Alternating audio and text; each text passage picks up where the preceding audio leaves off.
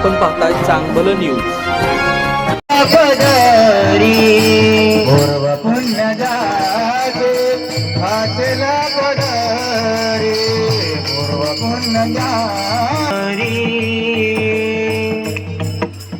जगद्गुरु तुकोबराय म्हणतात मागायला सदैव अधिकार लागतो। काय मागायचं? पूर्वजन्मीचं पुण्य लागतं पंढरपूरला जाणं आणि पंढरपूरच्या गाभारात गेल्या जगाच्या बापाला काहीतरी मागणं हे अधिकारानं मागावं। नाहीतर देवाच्या दारात जायचं आणि देवाला म्हणायचं 30 वर्षाचा घोडा घरात पडलाय त्याचं लग्न कर। देवानं लगीन करायचं सर?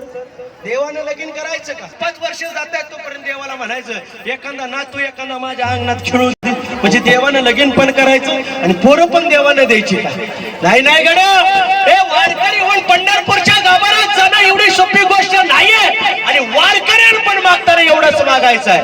धन दौलत पैसा अडका हे मागत बसायचं नाहीये। मच्छिंद्रनाथ महाराजांच्या दिंडीमध्ये आलेल्या वारकऱ्यांना सगळ्यांनी ऐका, पंढरपूरच्या गाभारात गेल्या देवाला एवढंच मागा, देवाला एवढंच मागा। देवा अरे कोरोनासारखा रोग आला त्यातनं आम्हाला वाचवला देवा।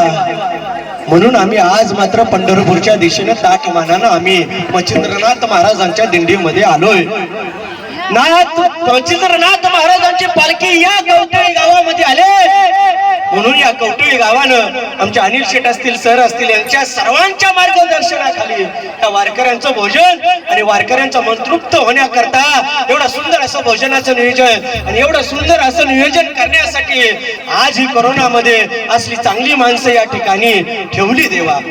देवाच्या दारात गेल्यावर देवाला दुसरं काही मागायचं नाही, देवाला फक्त एवढंच मागा वारकऱ्यानो, देवाला एवढंच मागा। देवा मच्छिंद्रनाथ महाराजांच्या दिंडी सोहळ्यामध्ये आम्ही सामील झालोय, आम्ही आज मात्र वारकऱ्यांची सेवा करतोय। बरं वाटलं मला इथं आल्यानं, मला आळंदीची आठवण आली, मला आळंदीच्या वाटेवर चालताना आठवण आली बरं का।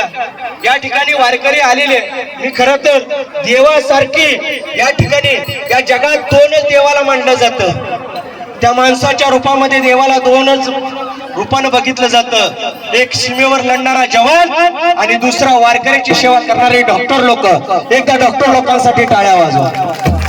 बरं वाटलं आल्या आल्या बघितलं पाहिलं, अरे या जगाच्या पाठीवर प्रत्येकाला स्वार्थ आहे, प्रत्येकाला आपलं आपलं पडलं, पण वारकऱ्याची सेवा करणं डॉक्टर लोकांना सांगून जातो ऐकूनच जा।